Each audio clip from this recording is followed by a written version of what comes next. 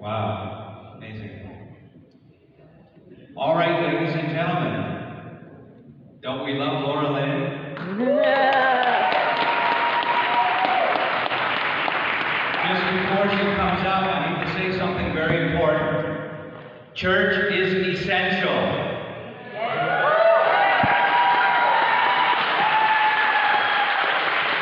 I know some of you have traveled from afar.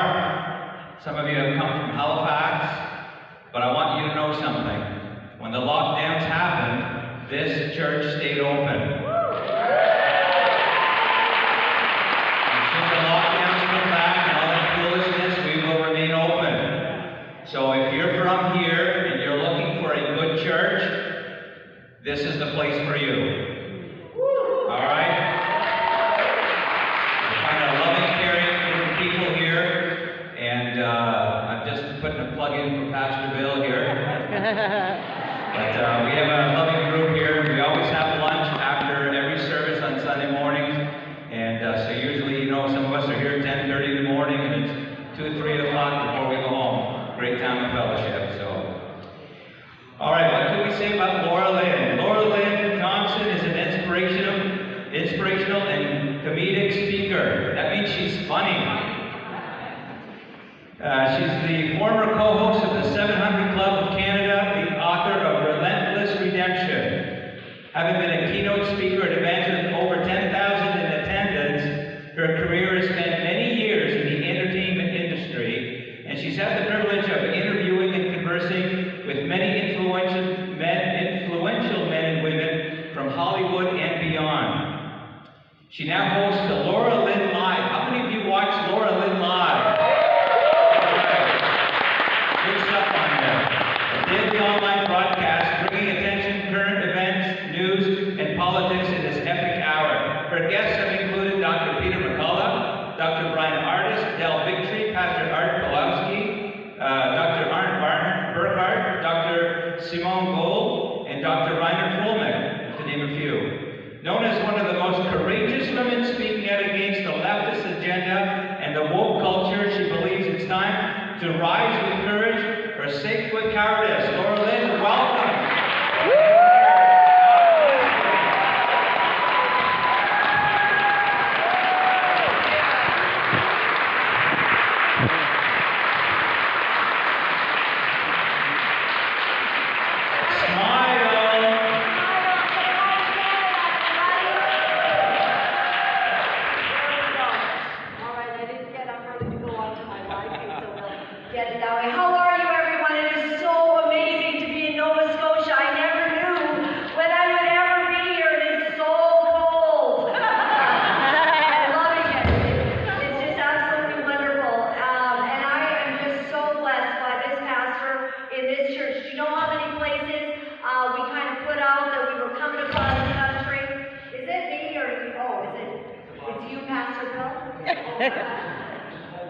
Hold it like that? Would that be better? Okay. All right. We put it out, you know, we're coming across the country. I have spoken at so many women's events, you know, in Ontario and in Manitoba, and I thought that they would love to have something like this where we save lives, because without knowledge the people perish. And I thought it would be really good, but you wouldn't believe it. The pastors are like, oh, Laura Lynn, we love you so much. We watch your show all the time. But you know what? This has been such a difficult and divisive issue. And so we're just not able to, you know, talk about this right now. We just bring the word, and that's about where we're staying. And I'm like, and are any of your deacons close to getting their third booster while you say nothing? How is that okay? What happened to us? What has happened? I know that we're a real, you know, nice people, and we say, you know, we're sorry, even when we haven't even done anything wrong. Canadians are saying sorry, right? And we're kind of a peaceful people, but what has happened? So when I meet a guy like Pastor Bill, who has stood, I'm like, he's a hero. That's a hero in the nation. And we're very blessed. He's very blessed among all people. So I bring regards and greetings from Mark Friesen. Many of you know him. He's the Grizzly Patriot. And 1 year ago, he was on a bench life. And we were praying, we sent prayer requests out through all the pastors I could find. We put it on the prayer chain, and we asked everybody to pray because it was not a good prognosis. And he was really not predicted to live. And in fact, his own doctor in Saskatchewan said that he shouldn't be traveling to Mount Sinai Hospital in Ontario. He shouldn't even be moving across the hall. And the doctor told Mark's wife, this is actually about his politics. Somebody is trying to hurt him. And so we got to prayer. But you know, when I found out he was going to Mount Sinai Hospital, I just thought, isn't that where Moses met with God? On Mount Sinai. And I had a feeling he was going to be okay. And it actually turned out for his good. Whatever the enemy meant for evil, it turned out for good. Because that doctor there was one of the finest doctors there is in Canada to help people to fully recover and get off the ventilator, unlike most doctors trying to let us all pass away and get money for their hospital. Because that's the crime against humanity that has taken place in our nation. And it's been very sad. Well, you know what? We got an iPad in Mark's room, and we filled it with worship music, because I told the devil, if you're going to try to hang out with Mark Friesen and take his life, then you're going to have to listen to Michael W. Smith all night long. And so it worked, and the pastor started calling in every single day, praying for him out loud in his room. And thank God the Lord saw fit to heal him. And so he caught a little bit of a cold while he's been on the go right now. So we don't want anything to happen to him, and his lungs are scarred. So it needs to be, we need to handle him with kid gloves. So he's really sad that he's not here, and he feels like he's missing out on everything. But his wife said, get home or she would kill me. So basically we told him to get on the plane and go home. And so that's where it's at. But I don't know what it's been like for you guys, but what a crazy, coming up on 3 years, right? A little bit like Messiah, we hope that we're living the dream and all of that, but all of a sudden we're like an extra in a science fiction movie, right? And we don't quite know what is going on with everything. The hardest part for me right now, I'm just trying to figure out how to, navigate life without all the arrows still being on the floor, right? You go to the mall and usually they let you know which way to go. And now I'm like, is it okay if I go out the same door as I came in? Because a year ago that was so dangerous. So are you sure that it's okay now? And we get to actually walk to the seat in the restaurant completely without a mask. I mean, wow, talk about freedom. But did you get your restaurants? You weren't allowed to go there if you were unvaccinated. Did that happen in Nova Scotia? Oh yeah. Not cool, right? Not cool. I mean, what's with that? The absolute, picking fights with a certain group. I didn't like it at all. I mean, one of the things that my husband and I love to do is, have date night and go out to a restaurant. It was sort of like made it so special. I mean, steak and potatoes. It's a very romantic thing because that wasn't happening at home. It's not really the greatest steak and potato maker. And so, I'll do a little bit more different. Just keep it up, yeah. And, so for date nights, instead of going to the restaurants, we found ourselves just sort of driving up to it and then getting out and looking in the window, staring at that food and wondering, when will we actually be worthy? Right, you could have went in and got takeout. Right, we could get takeout. Yeah. Takeout. You're right, it's just not the same. No, but you For were the experience, I wanted, but, I just hope that one day it would, all work out okay. And, I kind of figured out that we've been traumatized in a way. I don't know if you all feel that way, but we've been put through a lot. And I sure figured it out when we were coming back over the border this last time. We were bringing actually an unvaccinated American over the Canadian border. Arrive camp was still in place, and they were always asking all those terrible questions, and I realized that I'm going through some kind of anxiety thing because I gotta start praying like 5 miles out from the border, just like my heart's beating. I'm like, Jesus, help us to be okay, help us to get home, nothing bad to happen. Please give us a nice border guard. And so we got up there. The anxiety was so high, it's almost smuggling Bibles into China. You know, I wouldn't be more scared doing that than coming home, right? What's going on? So it wasn't a bad experience too much. We got up to the border guard. He did not ask one thing about a ride can. It was a miracle. Prayer works. Now this was at the Coots border. You know where that is? Over in Alberta. They had a big problem there a little while ago. Do you have a good border here, or do you have to know any border for Nova Scotia? No. No?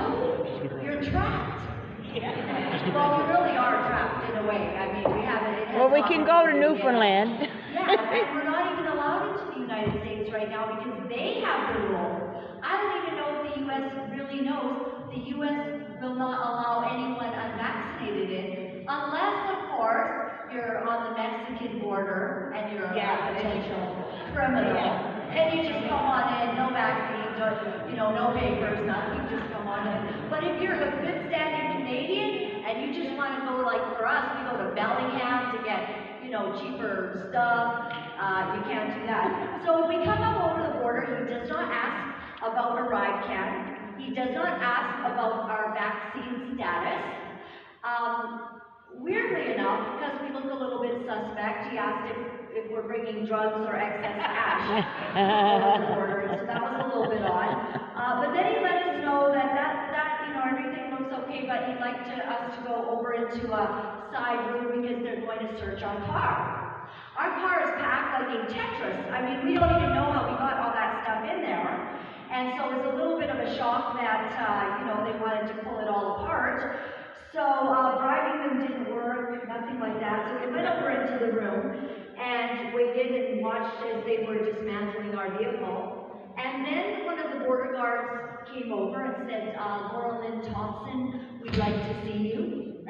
And immediately my husband hung his head and said, she's always the problem. So I went out there and talked to them, and they needed to let me know. Is it on the side? Because everyone else did it so good. Is it my ring? Oh, is it my ring? Yeah? Oh, you're going to try another one? All right, I can do it. Yeah, well, that's okay. I am always the problem. Is it long enough?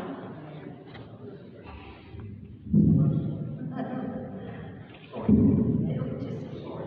That's okay, it's no problem. Does that one work too? Oh, that's really good, eh? Yeah. Better mind. Nice. God, you Holy Spirit, do I need to be even louder? Okay. So the guy pulls me outside and he says, we just need to inform you that there is a warrant for your arrest. I was so excited. I worked so hard to get his words. I've struggled, I've disobeyed, I've been non-compliant, I've done everything I can to get arrested. We all know something, that your street credibility goes sky high. Everyone knows your name, everyone watches your videos. If you've been arrested, you are like magnificent in the country. So I put my hands behind my back, I was ready to pay the price. And then they let me know that they had no jurisdiction to arrest me, and that I would have to contact the Saskatchewan police who would be able to deal with this, because what happened was I missed a court date because I have 3 tickets, and one of the tickets was heard before a judge, and that was for not wearing a mask outdoors with more than 10 people. So I'm pretty proud, actually, to have that kind of thing, and I'm hoping to be arrested, so if you ever hear about it, just celebrate with me that has happened. And some of the things that I have thought were really, really difficult, I don't know if it was like this here for you, way over here on the East Coast, but very hard to get ivermectin and hydroxychloroquine, very hard to get early treatment for your loved ones, and some of our loved ones have literally passed away because they did not have those early treatments or any treatment. In BC, what was it like here? Because our loved ones would go to the hospital because they weren't feeling good anymore, and literally sometimes be told, no, nothing we can do, just go home. When you get worse, come back. What kind of nonsense is that? Craziness. Well, I was in Costa Rica when I heard that my dad had COVID pneumonia. How many of you have gone on vacations this year, like last couple years? Nobody. Okay. So literally across the country, I've seen this trend, you guys. We have not done any vacations. Why is that? Should we not be having more vacations? Should we not be enjoying the beautiful world? See, there's a problem with me. I've always been a bit of a, a rebellious sort. My mom said I started talking when I was 8 months old, and then I just never shut up. So I have turned that into a bit of a career, so it's helpful. But when somebody tells me that I can't do something that the sovereign Lord says I can do, I tend to get my back up, right? When the sovereign Lord says to be fruitful and multiply, I think we should be having lots of kids. I don't think there's a population problem at all. And when the sovereign Lord says that we are to have dominion over this earth and that we should be able to travel as a free sovereign being, I think that we should be able to do that despite what our government tells us. So, when Prime Minister Trudeau was trying to stop us from having a little bit of fun and going all over the world, I just started booking vacations left, right, and center. And we couldn't afford it. I just thought, there's a credit card for a reason. So I was booking trips. We ended up going to Costa Rica 3 times, actually. And my assistant producer, Toby Carson, she ended up moving down there. She sold all her stuff in British Columbia, and she just moved to Costa Rica. So we had to go see what was happening with her. And so I'm on this final trip, and my dad has COVID pneumonia. My brother calls me. He's got the WhatsApp open, and I can see him on the thing, and that was alarming to me. And one of the reasons that it was alarming was because, did you hear that buzz? Oh, okay. Can you turn it on? Yes. Okay. Okay. So that's okay then. So I see this now. One of the things that was problematic for me was because I had asked my dad not to get the vaccine because his friends were lined up in the hallways of the senior citizens' home getting the vaccine. Right? Everyone was lined up to get it, and I was asking him not to do it and showing him some information. So does it feel good to me that I'm now looking at my dad in the hospital at least 5 days till I get back there, and he has, I don't like that buzz. Is there anything we can do? Yeah, sure. What?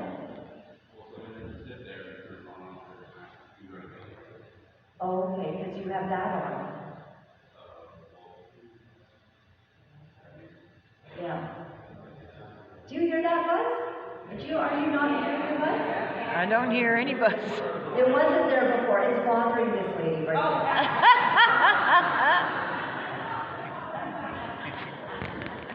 Is there it's not? It's just bothering her right now. Alright, I'm gonna ignore it. You're all fine with ignoring it? I don't Yeah, it wasn't there before, so.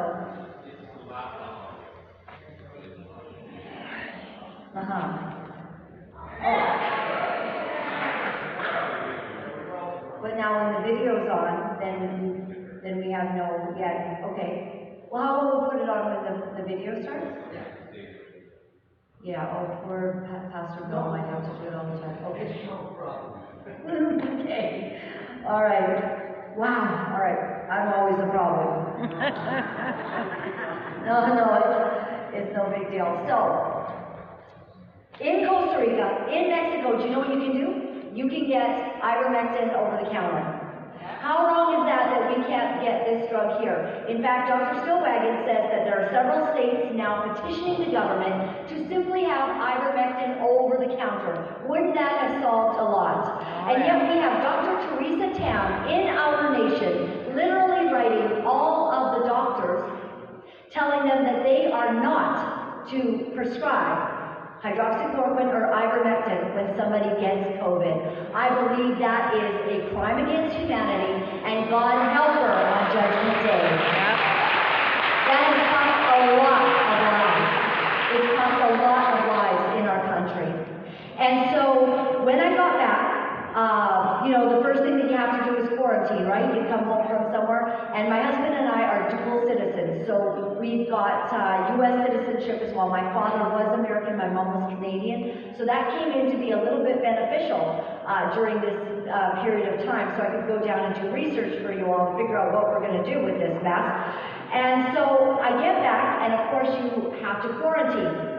So the first thing I did was I headed straight to the Surrey Memorial Hospital to the COVID ward to quarantine with my dad. Right on. Now when I got there, he did not look well. He looked like a listless, lifeless man. I had never seen my dad look like that. I thought, someone in that condition, would not an IV be a good idea? I'm not a nurse, but don't you think liquids going into an elderly person's body might be something I would see? Nothing. I saw other people in the rooms, and they had no guests. There was basically not very many visitors that came during the next 10 days that I was there. And when I saw my dad like that, I really lost it. I got loud. I'm asking what's wrong. Like, why does he look like this? What's happening? Like how many hours do we have before he passes? This is horrendous. Well, the nurse did not like that at all, and so she called security, and I'm pretty proud of that. So security comes up, and they, let me know. They said, "Ma'am, you need to calm down." And I said, I had that mask on, and I said, "They're trying to kill my dad." And the security guard looked at me, and you know what he said? He said, "I know." Wow. And I bet he did know, because I bet they've seen an awful lot of mismanagement and an awful lot of bad care in our hospitals, to the point of, and I still feel this, do any of you want to end up going to the hospital for any reason after what we've seen? Do you want your loved one going to the hospital for any reason right now? No. The other night, when we were at one of our events, there was a man who attended, and I was informed on the next following night that he had a detached retina. He went to emergency, and in emergency in Ontario, they told him that unless he gets the jab, he will not be getting an operation. I think something very wrong is going on. And we are going to be talking about some of that. So, when I got to the hospital and they let me stay, and I managed to skirt that whole issue, as soon as that nurse turned her back, I gave my dad his very first dose of hydroxychloroquine and ivermectin. And then the next day, when the doctors came in, I asked them if they would please put my dad on ivermectin and hydroxychloroquine so they could use up their stash. I'd keep mine for someone else, And they said they couldn't do that because it doesn't work. That's just not a legitimate treatment. And I said, absolutely it is. So the next day, I brought in an 1.5-inch stack of papers showing them all of the studies, the peer-reviewed papers on how ivermectin and hydroxychloroquine works. So I tried to give them a little bit of education. But every single day, as soon as they turned their back, I spent hours and hours with my dad, and he got a morning dose of hydroxychloroquine and ivermectin, and an evening dose of hydroxychloroquine and ivermectin. Within about 24 hours, my dad was a completely different person. First of all, I insisted that maybe they could try saving his life by putting an IV into him. That would be helpful. Then I sat there and fed him day and night, and I gave him the medication. Within 24 hours, the doctor comes in, and she kind of looks at him, she goes, "Wow, Mr. Freeman, don't you look amazing?" And I'm like, yeah, it's a real miracle, isn't it?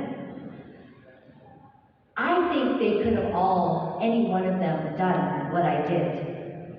But something terrible is going on. So I did that for 10 days, and the nurse even said, "Why are you here so long? Most people only come for 2 hours."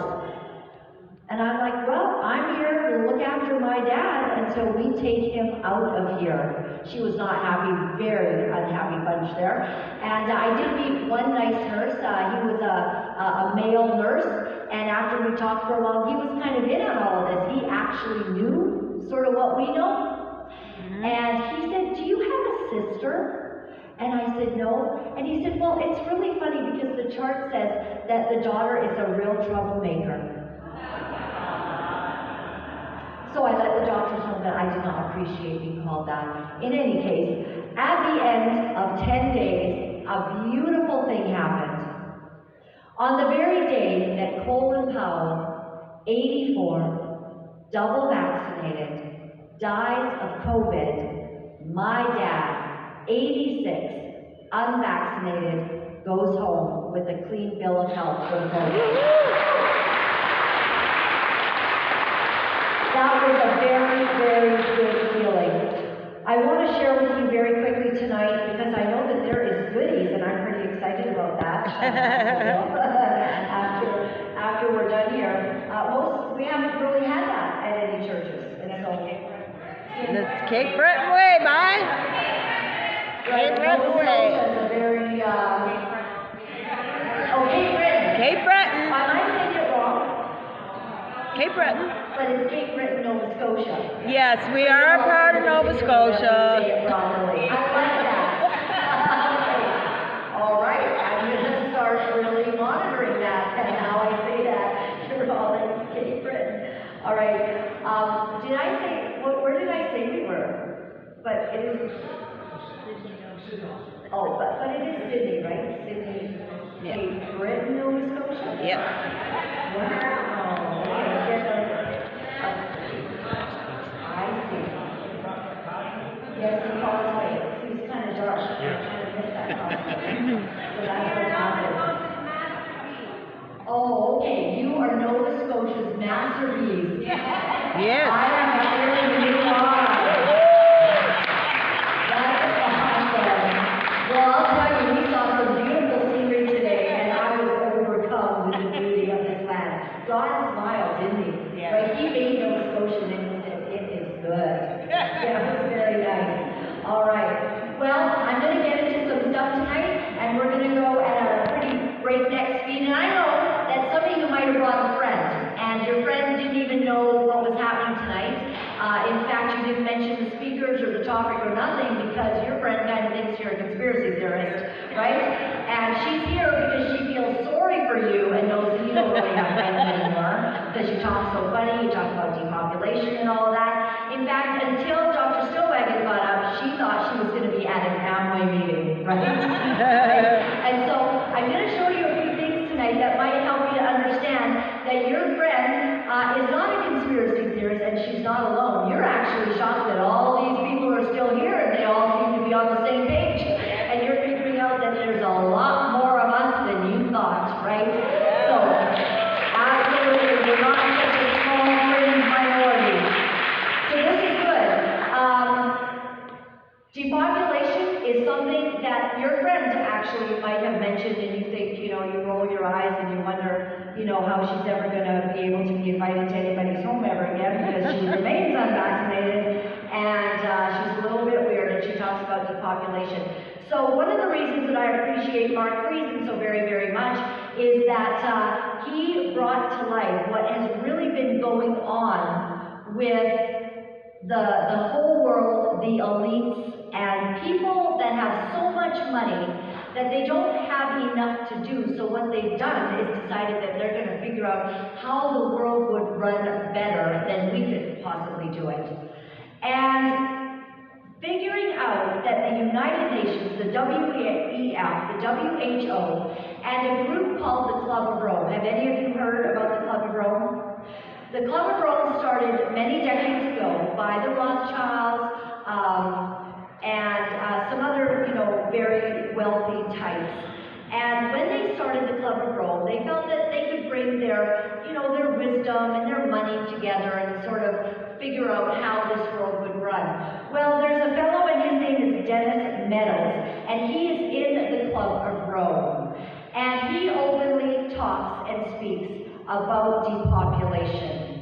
And I'd like to show you this clip as he talks about how we should bring the world's population from 7 billion down to 1 billion. Take a listen.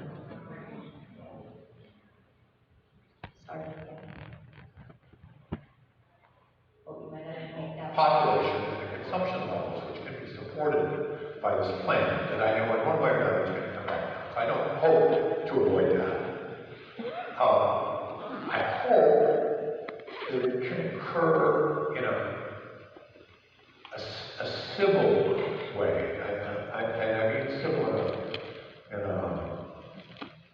special way, peaceful. Peace doesn't mean that everybody's happy, but it means that conflict isn't solved through violence, through force, but rather in other ways. And so that's what I hope for. That we can, the planet can support something like 1 billion people, maybe 2 billion, depending on how much liberty and how much material consumption you want to have. If you want more liberty and more consumption, you have to have fewer people.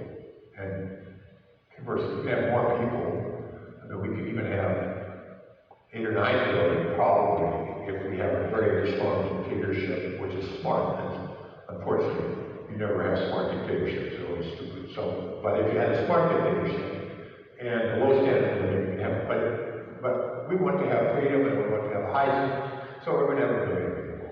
And we're now at 7, so we have to get back down.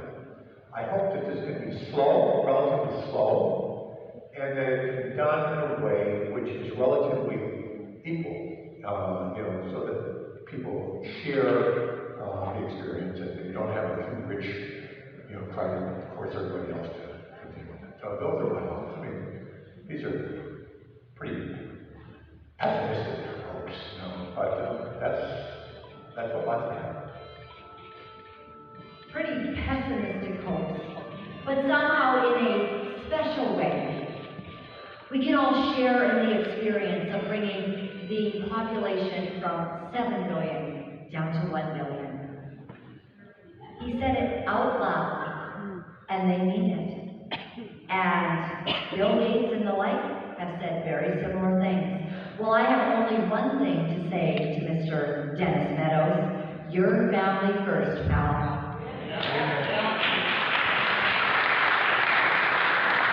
This planet is not anywhere near being filled. I've actually spent time driving through Saskatchewan, miles of area to put people. I've noticed in Nova Scotia there's a few more places to put some nice homes and things like that. And Europe looks huge. I think we could fit more people there as well. And for some reason we bought into it and there's less births, and not just because of what we're noticing with after the jab has gone out, but our birthing rates have been declining because we don't think that we should be overpopulating the earth, because sometimes this propaganda sets in. So there's another man. There are good prophets and bad prophets in the world. And the Bible talks about those who literally call into being doom and gloom. One of those men is Yuval Noah Harari. Have you heard of him? Yep. Pretty disturbing, and I would say probably one of the most demonized men alive. He seems to hate mankind. He doesn't like any of us. And I think that what he wants is a world wherein we are combining humanity with AI, and he sees it coming. He would prefer to see none of us really having free will of any kind. And I'd like to show you some of the comments that he's made recently.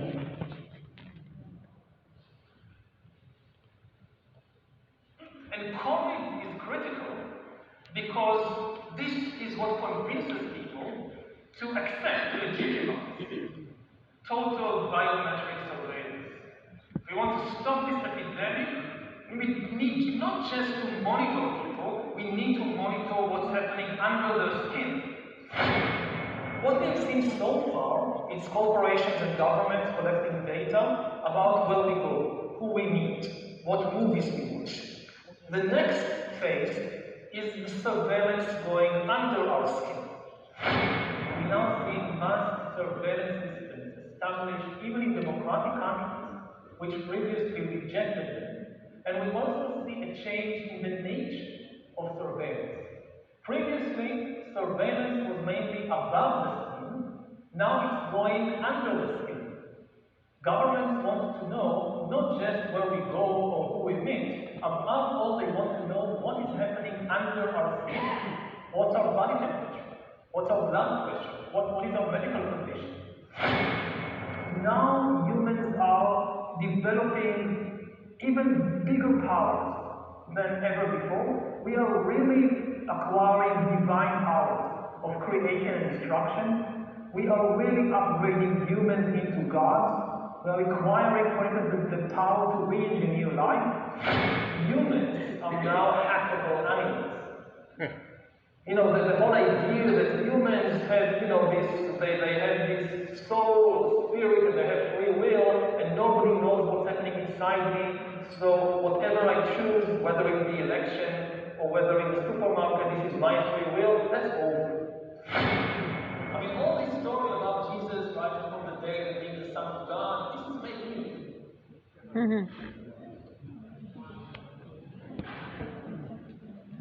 So, he feels that things like free will are really things that shouldn't be looked at, that we'll have in the future.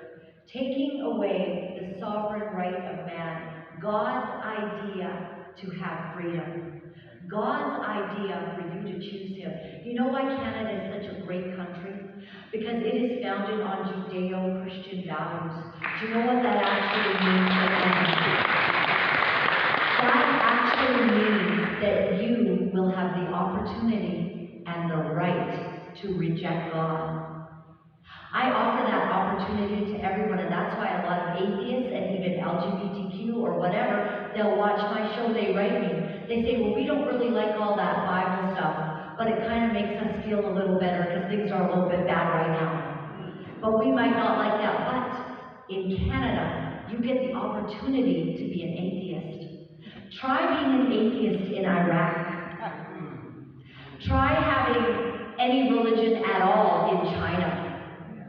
The reason Canada and the United States of America are amazing and are places that hundreds of thousands, 5 million people have crossed a border on the southern part of the United States to get to a country that honors free will. And if we lose that, we lose a lot. And Judeo-Christian values were placed there by God. It was God's idea that you get to choose. Because God never begged or compelled anyone to worship or serve him. Jesus came and gave his life so that we would be able to freely choose whether we would serve God or not. It's the ultimate. Imagine forcing someone to marry you. God never wanted that. He wanted you to consider that he's so amazing and that his love is so great and that he's given you so much and he's offered you this free will, and that with that you would choose to put him on the throne of your heart. And that's the only way that we have power. These people, they seriously, he's on 60 Minutes. This guy is taken seriously. He is the prophet. He's called the prophet to WEF, Klaus Schwab. They all regard him highly as such a brilliant man. The Bible talks about men like him. And in Psalms 5, verse 9, it says, not a word from their mouth can be trusted. Their heart is filled with malice. Their throat is an open grave. With their tongues they tell lies. Declare them guilty, O God, David says. Let their intrigues be their downfall. Banish them for their many sins, for they have rebelled against you. Have no misunderstanding. This is not really a fight against us. It is a fight against God. It is an assault by the enemy from the Garden of Eden who has not changed. and his assault is against God and God's beautiful work in creating mankind and the story of our redemption and our choosing him. Banish them for their many sins, for they have rebelled against you. But let all who take refuge in you be glad. Let them ever sing for joy. Spread your protection over them, that those who love your name may rejoice in you. Surely, Lord, you bless the righteous. You surround them with your favor as with a shield. Do you know what? I have decided that I am going to have the time of my life during the apocalypse, because I am protected, and so are you. Do you know what the Word of God says? That he laughs in the heavens at the schemes of mankind. He laughs at Yoga, Harari. Him and Gabriel are just having a hoot at what this guy is saying. And Psalms 91 promises something, and it is beautiful, that you will be hidden under the shadow of his wing. That the plague might come near their house, but it shall not come near ours. I haven't had nobody I know get monkeypox, have you? Not even a worry. They tried to make that a whole huge pandemic. Probably came up with vaccines for all that nonsense. They got laughed even at basically by the mainstream media as well. It's all falling apart, and you all got to know something incredible, right? That with one flick of God's baby finger, Prime Minister Trudeau is done. He's done at the moment God says so. What I do wonder sometimes, and I don't know if you're like me, but sometimes I wonder why it seems like Jesus is asleep in the bottom of the boat while a storm's raging, you know? And I'd like him to pay a little bit more attention and maybe do something about that. But let's learn from the disciples. What did they do when the storm was raging and Jesus was asleep? They went and woke him up and they freaked him out. He was having a good time. He was fine. And you know what Jesus said? He said, "You of little faith."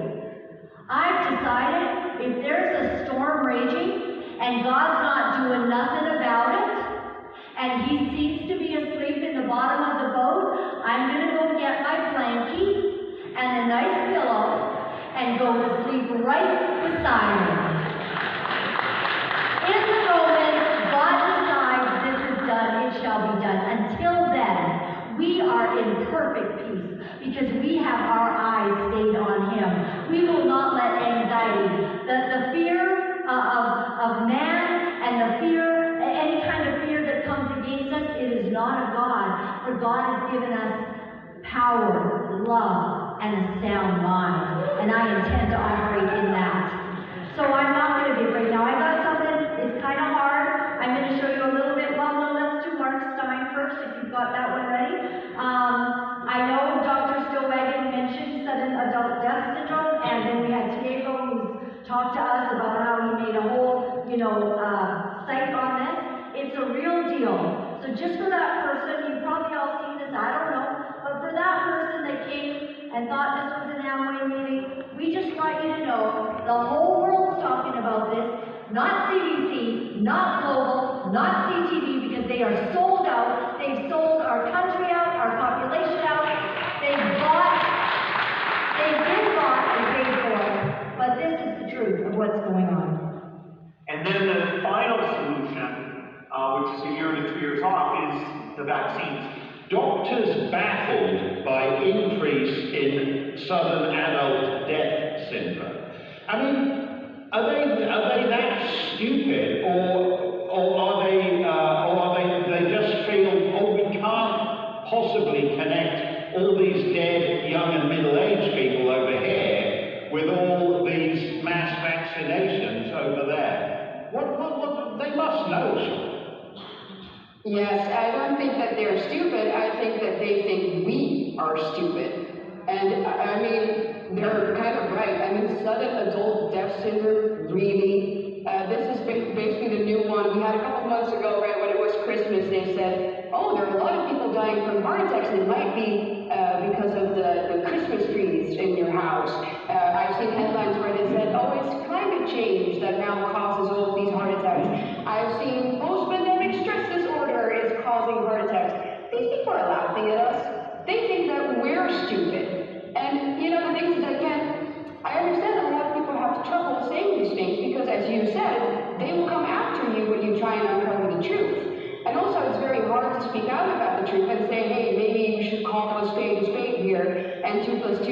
before, and the only thing that changed in the past couple of months is the fact that everyone took this vaccine. You can't say that because there are no real studies for these correlations. You know, we just have suddenly all these extra deaths